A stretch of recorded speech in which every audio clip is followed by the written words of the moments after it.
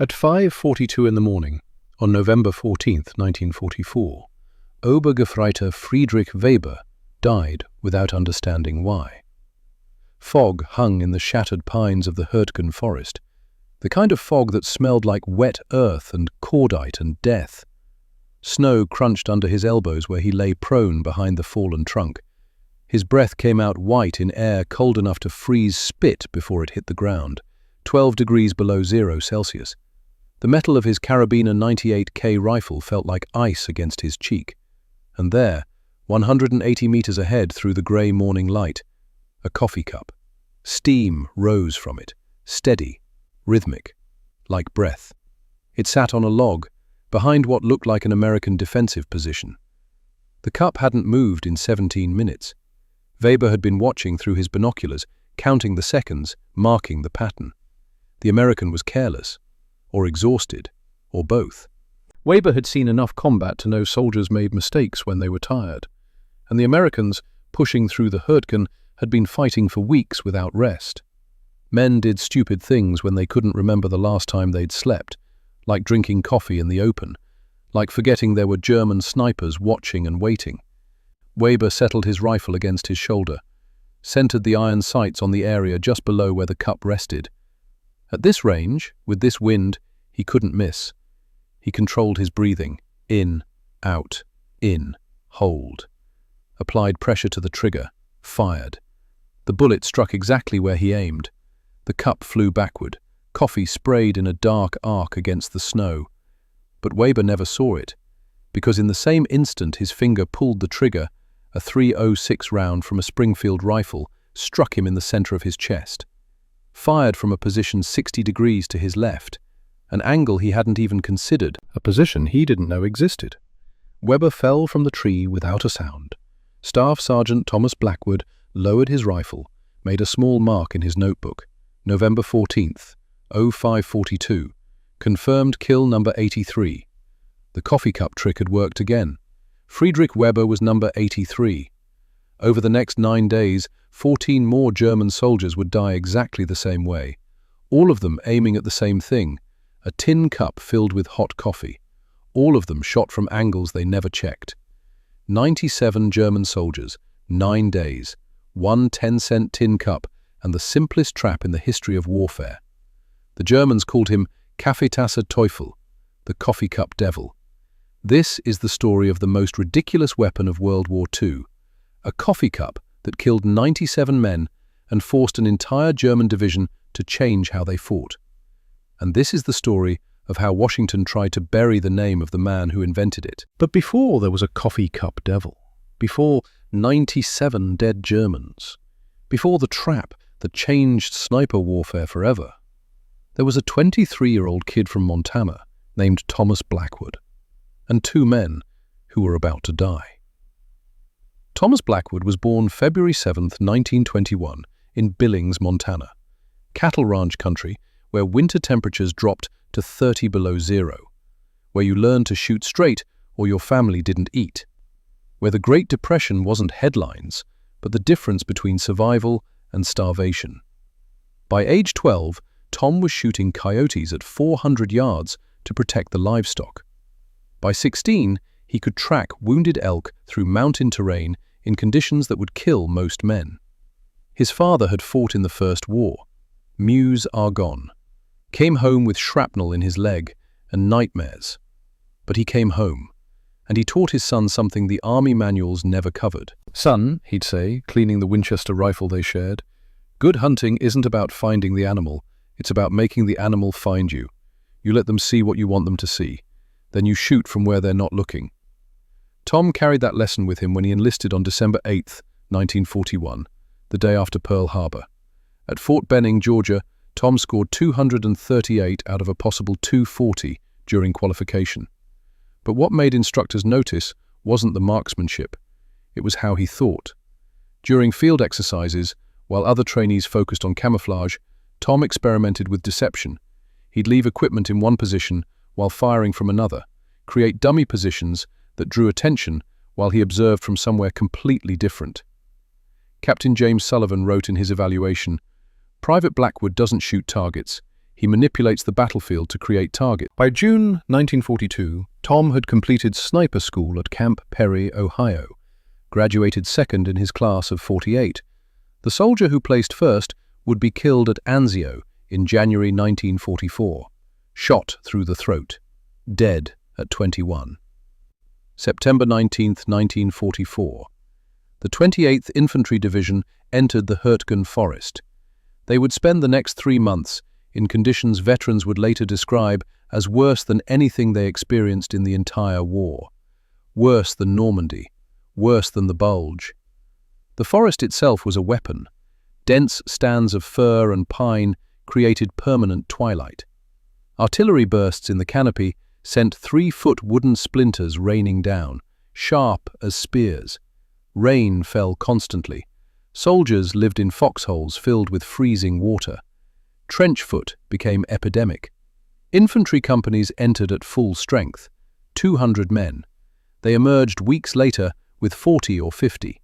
The rest were casualties or psychological breakdowns. For snipers, it was perfect hunting ground. Limited visibility negated enemy numerical superiority. The broken terrain created countless hides. The constant artillery made single rifle shots invisible. Tom entered with his Springfield 03A4, serial number 3172418. Over 3,000 rounds through it. He knew exactly where it would put a bullet at any range. He carried 3 tin cups, standard GI issue. He'd modified them, drilled holes near the rim, inserted wire loops. They could be suspended or propped remotely. He didn't know yet what he'd use them for. That would come after Billy Thornton died, after Ricky DeLuca drowned in his own blood.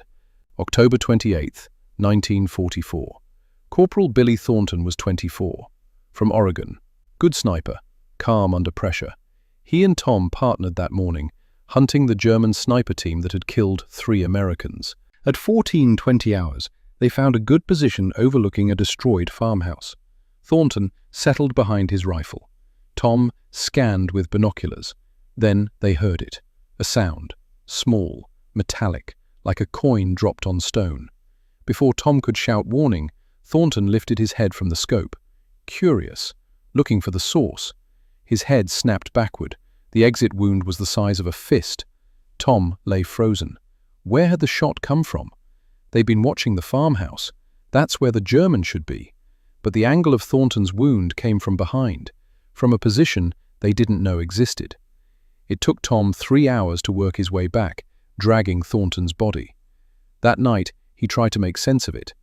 The metallic sound, Thornton lifting his head, the shot from the wrong direction. Like there were 2 positions, and they'd only known about one. 4 days later, Ricky DeLuca would teach him the lesson, with his death. November 9th, 1944. 3 days before Tom would invent the coffee cup trick. 5 days before Friedrich Weber would die without understanding why. Private First Class Ricardo DeLuca was from Brooklyn, New York, 23 years old, talked fast, laughed loud, wrote letters home to his mother every day. She was a widow. He was her only son. He carried a photograph of a girl named Angela. They were going to get married when the war ended. June wedding. Ricky was Tom's best friend, had been since basic training.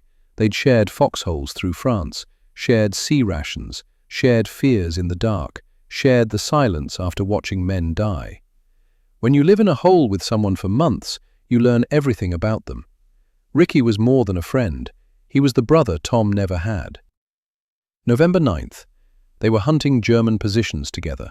Tom as shooter, Ricky as spotter. 14:40 hours. Ricky was scanning with binoculars. The shot came from somewhere behind them and to the right. Single crack. Ricky jerked, lowered the binoculars, turned to look at Tom, eyes wide. Tom, I think I'm hit.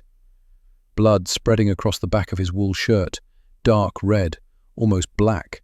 Tom lunged, rolled him face up. The entry wound was small, lower right back, through the lung, but no large exit wound, which meant the round had fragmented inside, shredding the lung into ribbons. Ricky started to breathe. The sound, God, the sound, wet, gurgling, like breathing through a straw underwater, drowning in his own blood. Tom screamed for a medic, pressed a bandage against the wound. Blood soaked through his fingers. It bubbled at the wound site, foaming pink. Ricky looked at him, eyes completely clear, completely aware, and terrified. He tried to speak. Lips moved. No sound came, just the horrible gurgling from his destroyed lung. Tom held his hand. "I'm here, Ricky. Medic's coming. Just hang on." But no medic came. The sector was taking artillery, too hot. Nobody could move. Ricky DeLuca took 37 minutes to die. 37 minutes Tom held him, pressed the useless bandage, wiped blood from his mouth, whispered lies about how it would be okay. Over half an hour watching his best friend's eyes, clear at first, then glazing, then going distant, then finally, mercifully, empty. When Ricky's chest stopped moving, Tom sat there holding his hand for another 20 minutes. Didn't speak, didn't cry, just sat in the freezing mud. When he finally let go, he looked at his hands. Ricky's blood, dried, cracked, cold. And he looked at Ricky's rifle lying next to him. Perfectly clean, perfectly maintained, completely useless. Because Ricky had been shot from a position they didn't know about, by a German they never saw. Same as Thornton, same pattern. Tom realized if he didn't figure out how to beat this tactic, he'd be next. After they buried Ricky, Tom started reading after-action reports. The pattern was everywhere. American snipers dying from positions they never expected. Tom interviewed survivors, pieced together what was happening. The Germans had developed a tactic, systematic, practiced, deadly. Step 1. Establish 2 positions, separated by 50 to 100 yards, both with good cover and escape routes. Step 2. Fire 1 shot from position A. Doesn't matter if it hits, the goal is to reveal the position. Step 3. American sniper reacts according to training, takes cover, scans for the muzzle flash, triangulates the position. This takes 10 to 20 seconds. Step 4. While the American is searching, the German has already moved, crawling through pre-scouted routes to position B. Step 5. From position B, the German doesn't search, he aims, at the spot where the American has to be to observe position A. Step 6. The American, focused completely on position A, raises his head for a better view. The German, already aimed from position B, simply pulls the trigger. The math was simple, brutal, perfect. American searching, German aiming. The German shoots first, always. This wasn't luck, this was doctrine, taught, trained, perfected on the Eastern Front. On November 10th, Tom wrote a field report, detailed, drew diagrams, made recommendations. German snipers employing systematic 2-position deception, current US doctrine inadequate. Americans dying because we're trained to focus on single threats, need new counter-tactics, request immediate training update. 3 weeks later, a reply came from Training Command in Washington. Report reviewed. Current sniper doctrine based on extensive testing and combat experience. Soldiers must maintain disciplined fire control and target focus. Peripheral scanning compromises accuracy. Recommend units reinforce existing training standards. No doctrine changes warranted. Tom read it 3 times. Couldn't believe it. They sat in warm offices, shot on clean ranges, went home for dinner. When field soldiers wrote, "The way we're trained is getting us killed," Washington replied, "You're doing it wrong. Follow the book." They dismissed field experience as paranoia, dismissed innovation as insubordination. The next day, another American sniper died. Same pattern. Tom made a decision. If the army wouldn't fix the problem, he'd fix it himself. He tried everything over the next 3 days. Tried scanning faster, not fast enough. Tried working in pairs, not enough personnel. Tried pre-scouting all German positions, impossible, too much terrain. Tried setting up bait and waiting. Germans were too patient. Nothing worked. November 12th. Tom sat in his foxhole, exhausted, frustrated, thinking about Ricky, about Thornton, about the 23 other American snipers who died in the Hurtgen. There had to be a way. His father's voice came back. Cold Montana morning. Good hunting isn't about finding the animal, it's about making the animal find you. Tom looked at the tin cup in his hands. Coffee long since cold, steam from his breath rising. And suddenly, like lightning, the idea hit him. What if he didn't need to find the Germans? What if he made the Germans find him? Not really him, but where he wanted them to look. Bait. Tom looked at the cup. Coffee, steam, cold morning. An American soldier drinking coffee in a combat zone. Perfect, because it fit exactly what German propaganda said about Americans. Soft, comfort-obsessed, careless. Germans would believe it. Germans would target it. And when they focused on that cup, Tom would be somewhere completely different, watching them. November 13th. All day Tom refined the idea. First, the cup itself. He drilled small holes near the rim, threaded wire loops through them. Now it could hang from branches or be propped on sticks. Remote positioning, no person needed nearby. Second, the steam. Coffee went cold fast in 12 below temperatures. He needed sustained heat. The camp stove solved it. Small enough to hide, fuel tablets burned for hours if dampened right, enough heat to keep coffee steaming 3 to 4 hours. Third, placement. The cup had to be positioned where it made sense, where a tired soldier might think was safe enough to brew coffee, behind a fallen log, in a crater, near ruins, and the position had to have good sight lines so Germans could see it clearly. Fourth, his own position. Tom would set up 80 to 100 yards away, perpendicular angle, 60 to 90 degrees off the direct line. This gave him sight lines to German approach routes. Fifth, patience. German snipers observed 15 to 30 minutes before engaging. Tom would wait, however long it took. Sixth, the kill. When the German centered his scope on the cup position, when he settled into the shot, when he became focused and predictable, that's when Tom would fire. The principle was elegant. He was turning the German two-position tactic against itself. Cup equals position A, fake. Tom equals position B, real. German focuses on A, Tom shoots from B. They'd taught him this tactic. He was just using it against them. But Tom knew the risks. If Germans recognized the trap, they'd adapt. If he failed, he'd expose his position. And this was completely outside standard doctrine. Unauthorized. Could face court-martial. But Ricky was dead. Thornton was dead. 23 others were dead. Tom didn't want to be number 24. He decided to try. November 14th, 1944. 0500 hours.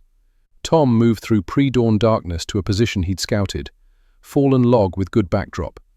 Destroyed pillbox creating natural American defensive position. He placed the tin cup on the log carefully. Positioned the camp stove in a hollow where it wouldn't be visible. Lit a dampened fuel tablet. Poured coffee. Real coffee from his canteen. Still hot. The steam rose immediately. Visible. Obvious. Exactly what he wanted. Then he moved to his position. 72 yards left of the cup. Cluster of shattered trees. Excellent cover. Clear sight line to the German tree line. 180 to 250 meters away. He settled prone. Springfield steady. Scope clear. And waited. Minutes passed. 5, 10, 15. Then movement. 0525. Slight shift in the German tree line shadows. A figure emerged. Climbing into an elevated position in a pine tree. A German sniper with a carabiner 98K and binoculars.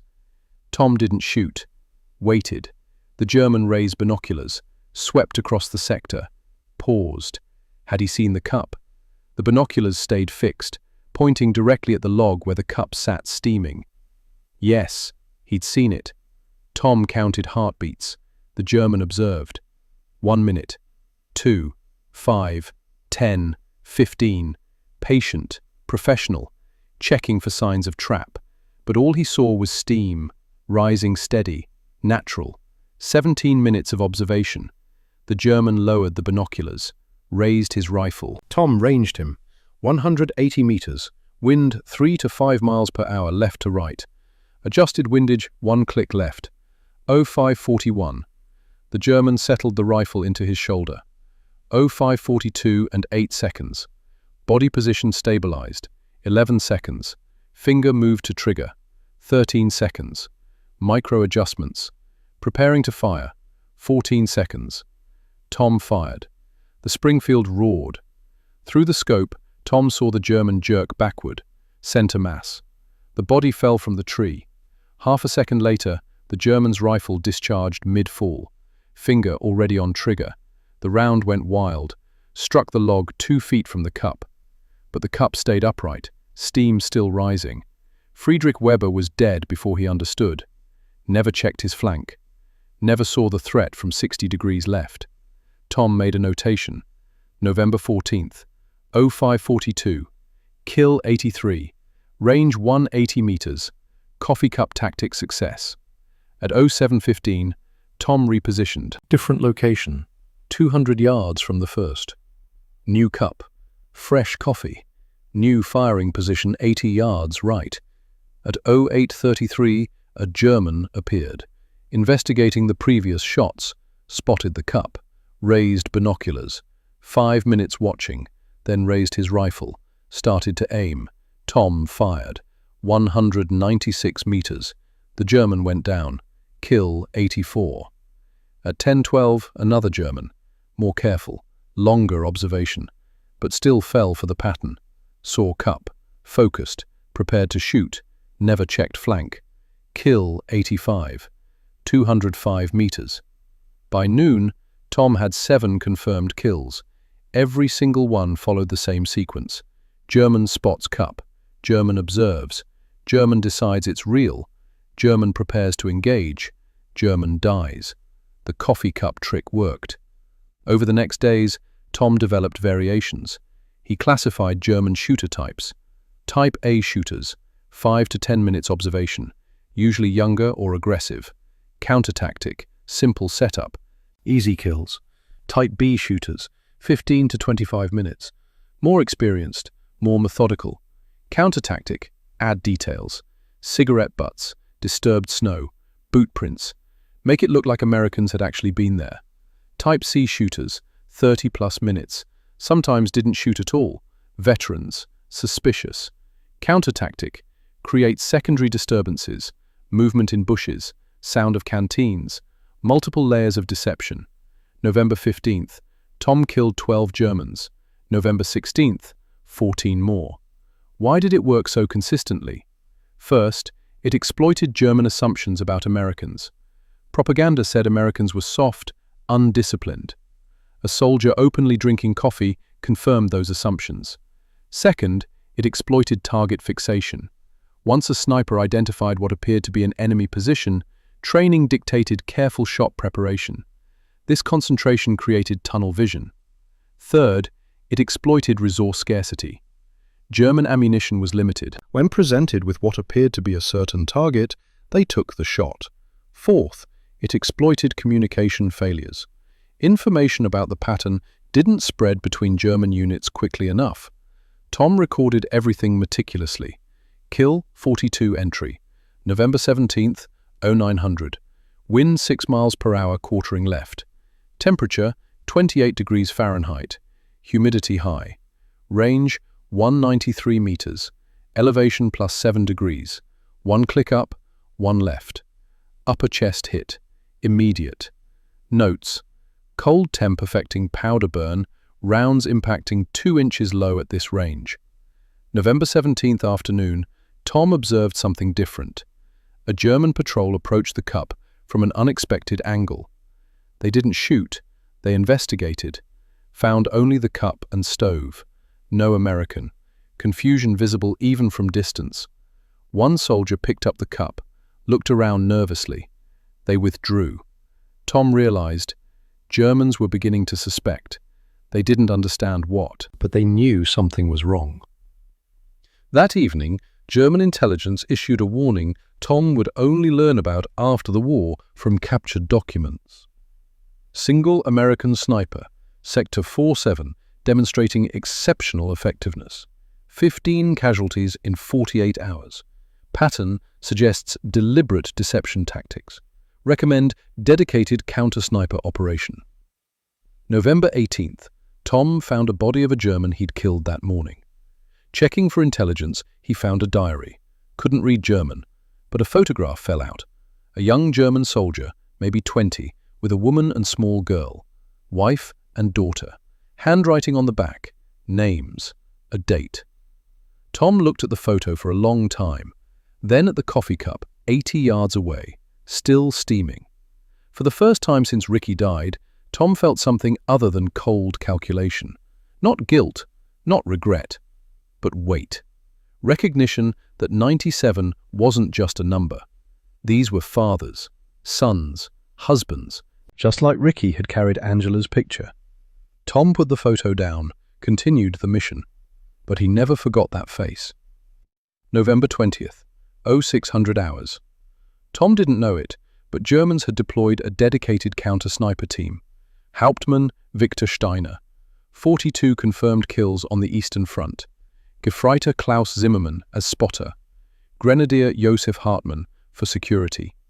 Tom set up the cup as usual, but something felt different. Through the scope, he saw the German team establishing their observation post. Professional, disciplined. They moved like veterans, and Steiner didn't look at the coffee cup. He scanned the entire area, methodically, not for Americans in obvious positions, but for the position where an American would be if using bait. Tom's stomach went cold. Steiner was good, very good. He knew about the coffee cup, was trying to find the trapper. From 0600 to 0715, Steiner and Zimmermann observed, just watched. They saw the cup, but weren't taking the bait. They were hunting him. Tom had to sweat in 12 below temperatures. If Steiner found his position, he was dead. He needed to do something Steiner wouldn't expect. At 0815, Tom made a decision. Using paracord tied to a branch, he created subtle movement in brush 40 yards from the cup. Made it look like a soldier shifting position. Steiner spotted it immediately. Tom watched the German's body language change, saw the focus shift. Zimmermann adjusted binoculars. Both Germans concentrated on the secondary disturbance. For just a moment, they were focused, predictable, vulnerable. 08-1730. Tom fired. 231 meters, crosswind 4 miles per hour. The round struck Steiner upper chest. Zimmermann reacted instantly, tried to locate shot origin, but Tom was already moving. Hartmann opened fire. Wild, wrong direction. Rounds chewing up trees 20 yards from Tom. Tom let them withdraw. Didn't take follow-up shots. Watched them carry Steiner's body back. Why? Because Tom wanted them to report. Wanted Germans to know their best counter-sniper had failed, that the American could adapt, that the coffee cup was just one layer. Killing Steiner sent a message more powerful than 3 bodies, I think faster than your doctrine. November 21st and 22nd, the coffee cup trick reached peak effectiveness. Germans began calling Tom Kaffeetasse Teufel, the coffee cup devil. The name spread through units, became legend. Kill 73 through 89 followed the pattern. On November 22nd, German command issued standing orders Tom would only learn after the war. All units, Hurtgen Forest Sector. Assume all visible American equipment is trap. Minimum 2-hour observation before engagement. Never approach obvious targets. The order was remarkable. Germans were so paralyzed by fear they couldn't engage any targets, even real ones. The 2-hour observation requirement meant Germans couldn't respond quickly. The assumption that everything was a trap created decision paralysis. Tom had achieved something rare. He'd made the enemy afraid to fight. November 23rd. Tom had been operating continuously for 9 days. Minimal sleep. Hands shaking from cold and fatigue. Water gone. Most ammunition expended. But he spotted a German MG-42 crew setting up a position that would devastate American infantry advancing that afternoon. 3 men. Range 264 meters. Through dense vegetation. Wind gusting 8 to 12 miles per hour. Light fading. Tom had 1 round of M2 armor-piercing left. He couldn't hit all 3 men. He needed to destroy the weapon itself. Aimed at the ammunition box. Belt-fed ammunition. Hundreds of rounds. If the armor-piercing could penetrate and ignite the propellant, It was low percentage. The box was small. Range was long. Wind unpredictable. But American infantry would advance in 4 hours. If that machine gun was operational, dozens would die. Tom calculated. Wind at 3 distances, temperature effects, cold barrel giving slightly higher velocity. Breath in, exhale halfway, hold, fired. The armor-piercing round crossed 264 meters in just under half a second, punched through the thin metal, detonated several rounds inside. The explosion was immediate, spectacular. Secondary detonations as the entire belt cooked off. All 3 crew members went down. The MG-42 destroyed.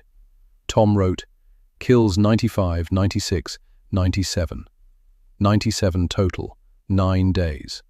Then he withdrew, walking 12 miles back through terrain that should have been impassable, crossing supposedly German-controlled sectors, moving through darkness.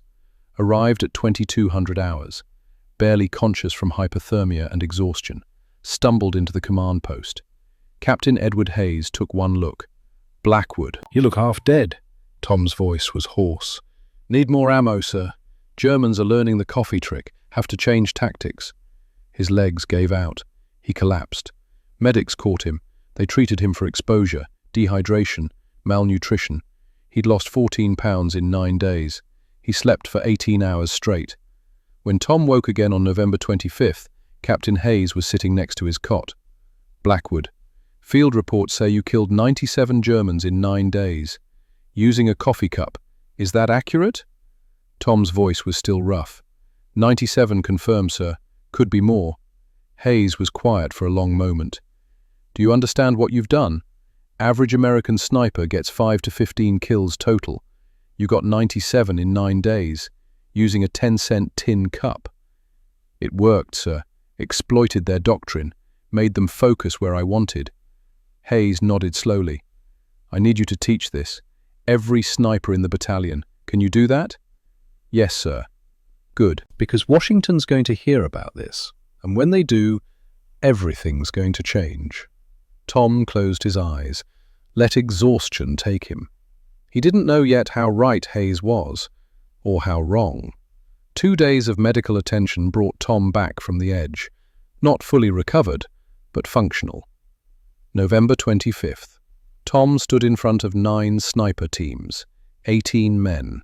Captain Hayes had just told them Tom killed 97 Germans in 9 days using a coffee cup. It's simple, Tom said. Germans use 2-position tactics. They bait you with 1 shot, move to a second position while you're searching, kill you when you're focused on the wrong place. The snipers nodded. They all knew this, had all seen it. So we turn it around. We use 2 positions too, except we don't need a person in position A, just something they'll focus on. He held up the tin cup. Coffee, steaming, cold morning. Looks like a careless American. Germans expect us to be careless. They focus on the cup. We shoot them from position B while they're concentrated on position A. Corporal Mike Sullivan from Pennsylvania raised his hand. That's it? Just a cup of coffee? That's it, plus patience. Germans observe 15 to 30 minutes. You wait. When they commit to the shot, you take them. And it works? Tom looked at him. 97 times it worked. Over the next 5 days, Tom trained 4 teams personally. By December 1st, 12 snipers in the battalion were using variations. It wasn't official. It wasn't authorized. It was word of mouth in foxholes. One soldier telling another, try this, it works.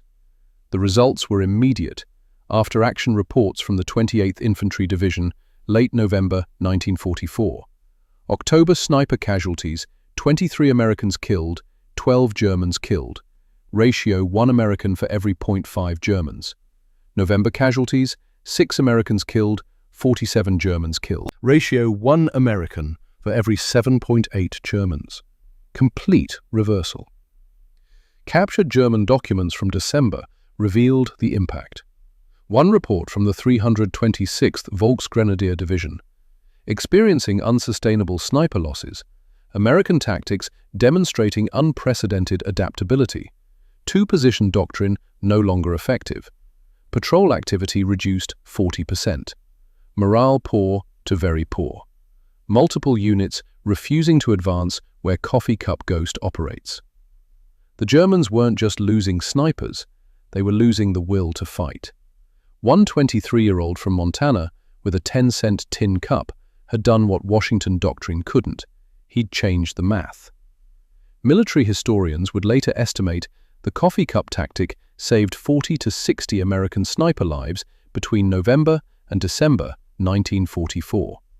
40 to 60 men who went home, who saw their families again, because Tom Blackwood watched his best friend drown in his own blood and decided never again. But the Army doesn't work that way.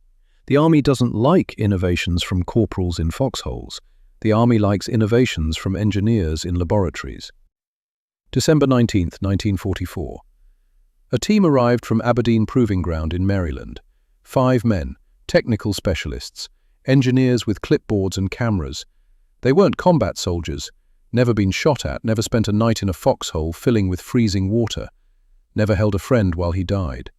But they had credentials, advanced degrees, official authorization. Captain Hayes met with them, explained what was happening, the coffee cup tactic, the results, the 97 kills, the lives saved. Hayes was protecting Tom. He told the Aberdeen team, "We've developed a field modification improving counter-sniper effectiveness. You should evaluate it for wider implementation." Notice the language, "we've developed," not Corporal Blackwood invented. We. Unit effort. Hayes understood the system. If they knew a corporal had invented something, they'd either ignore it or steal it. Better to present it as unit innovation. Hayes didn't mention Tom's name, kept him out of it, because Tom was deployed, out on patrol, conveniently unavailable. The Aberdeen team spent 5 days in the Hurtgen, interviewed soldiers, not Tom, observed operations, took measurements, drew diagrams, shot photographs, wrote extensive notes, professional, thorough, scientific, and completely missing the point, because they were trying to quantify something that came from desperation, from watching your best friend die, from refusing to let it happen again. You can't put that in a technical manual, but they tried. January 1945. The Aberdeen team returned to Maryland, wrote their report. 127 pages, diagrams, data tables, statistical analysis. The conclusion: decoy deployment significantly improves survivability in counter-sniper operations. Exploitation of enemy targeting psychology demonstrates high effectiveness. Recommend immediate integration into sniper doctrine.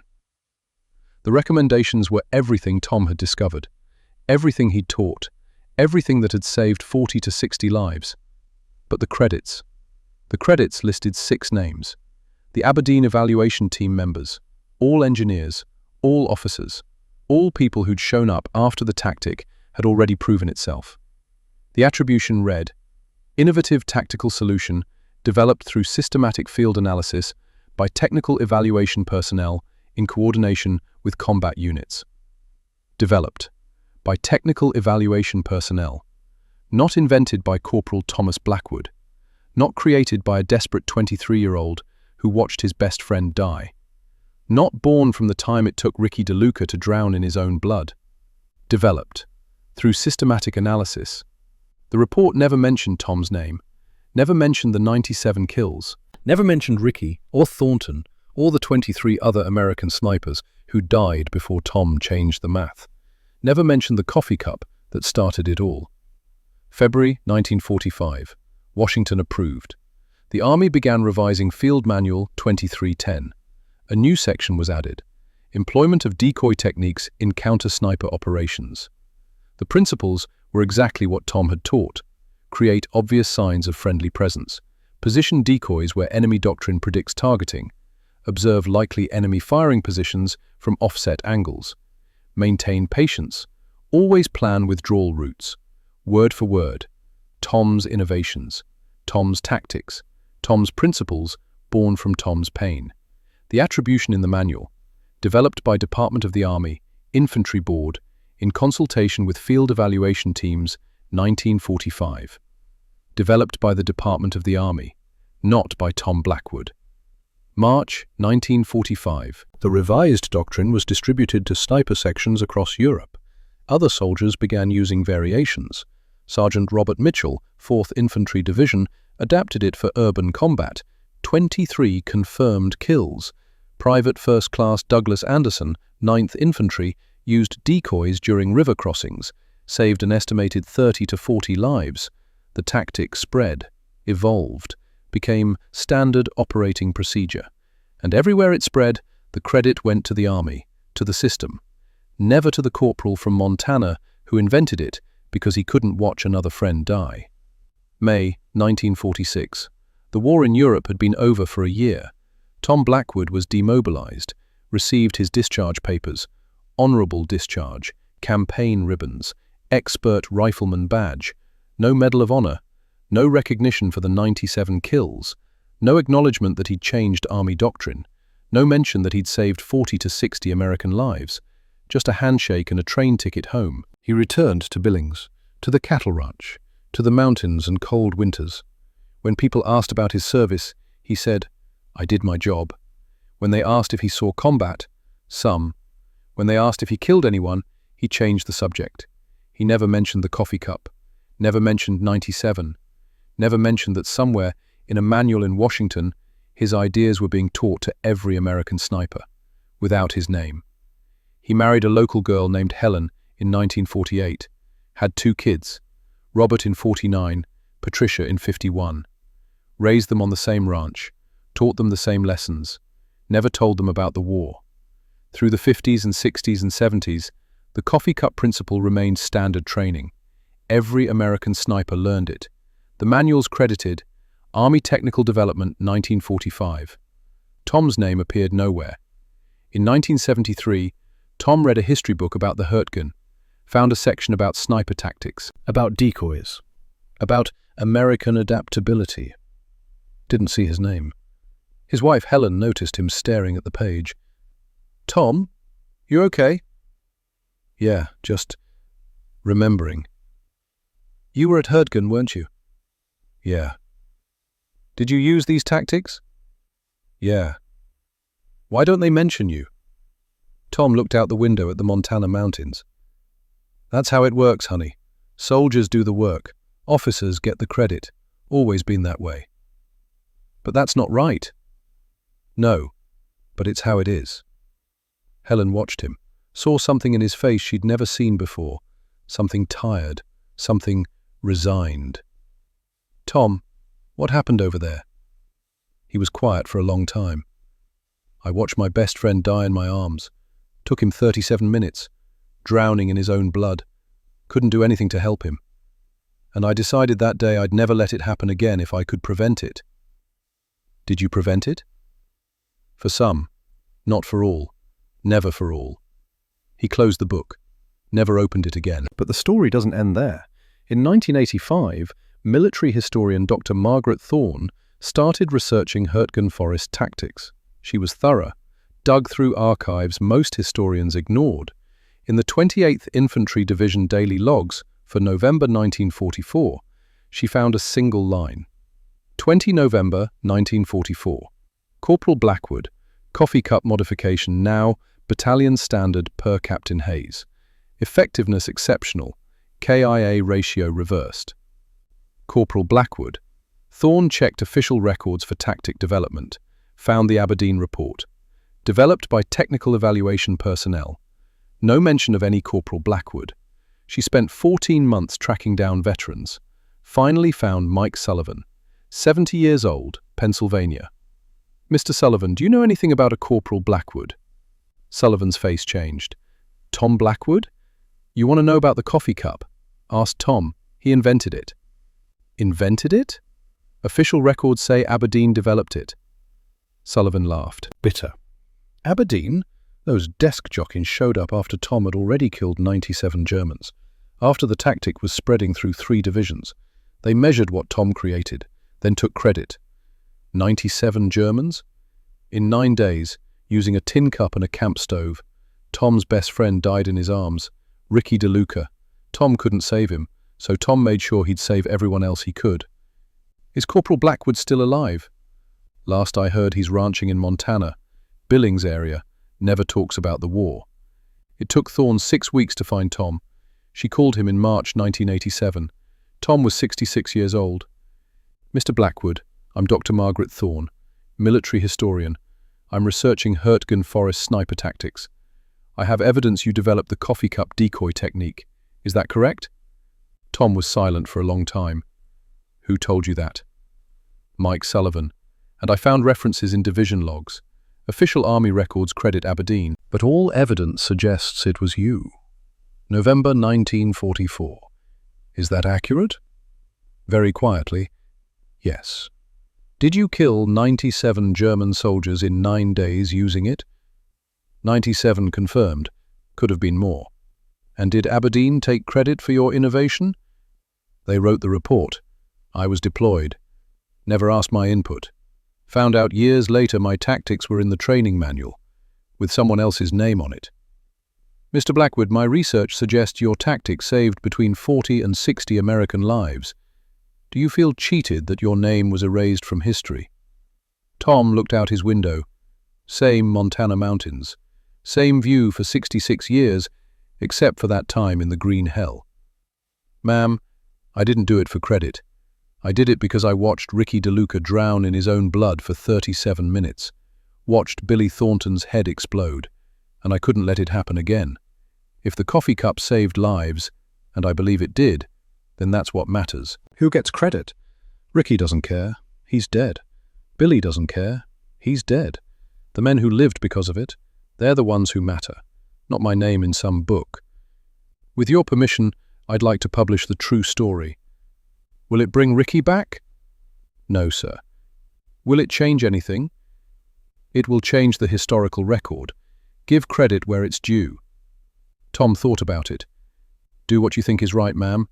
I'm too old to care about credit. But if it helps people understand how things really work, how soldiers innovate and bureaucrats take credit, maybe that's worth something.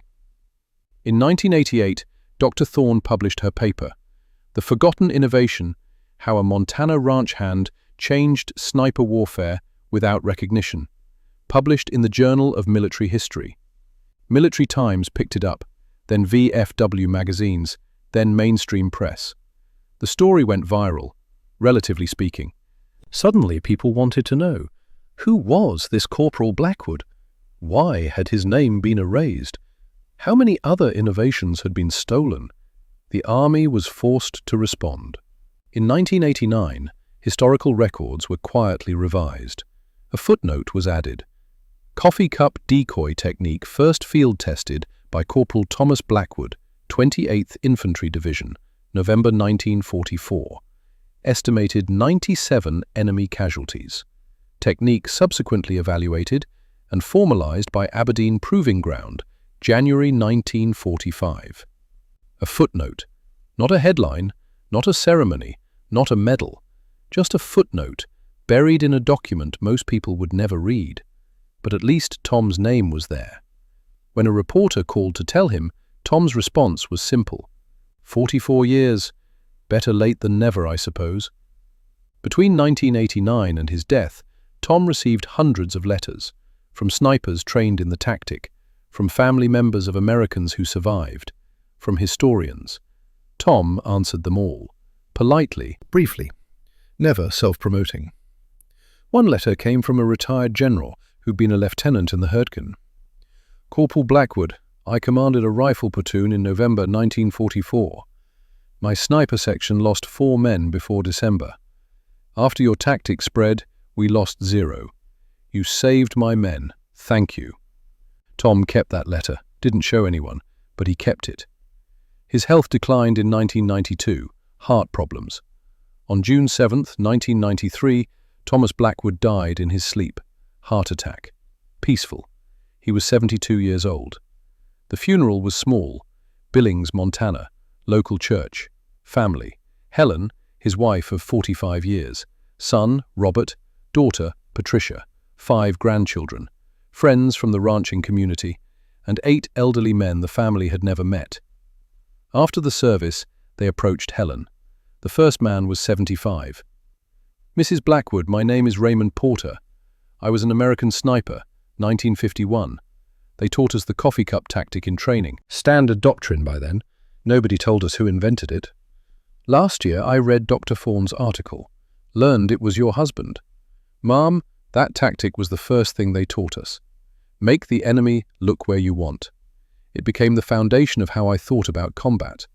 Your husband didn't just save lives in the Hurtgen, he changed how an entire generation of snipers fought." The second man was 71. "Mrs. Blackwood, James Rodriguez. I trained snipers at Fort Benning through the 60s and 70s, taught the coffee cup principle to hundreds of men. Never knew who created it. When I learned it was one corporal, one 23-year-old kid desperate to save his friends. I cried, because that's what we should have been teaching, not just tactics, but why. That innovation comes from necessity, from love, from refusing to accept that friends have to die." The other 6 told similar stories, all trained in tactics Tom invented. None had known his name until Dr. Thorne's article. They'd driven hundreds of miles, from California, Texas, Florida, Pennsylvania, to make sure the family knew. Your husband, your father, he was a hero. Robert Blackwood was overwhelmed. Dad never told us, never mentioned any of this. Raymond Porter put his hand on Robert's shoulder. "Son, that's the mark of real soldiers. They don't talk about what they did. They just carry it, quietly, until they die. Your father carried 97 lives he took, and 40 to 60 lives he saved. For 49 years. Never asked for credit. We're here to make sure you know. He mattered. What he did mattered." Today, if you visit the National Infantry Museum at Fort Benning, Georgia, there's a display in the World War II section. An M1903 Springfield rifle, serial number 3172418. Next to it sits a dented GI tin cup, wire loop still attached. The placard reads, "Coffee Cup Decoy Tactic, invented by Corporal Thomas Blackwood, 28th Infantry Division, Hurtgen Forest, Germany, November 1944. Results: 97 enemy casualties in 9 days.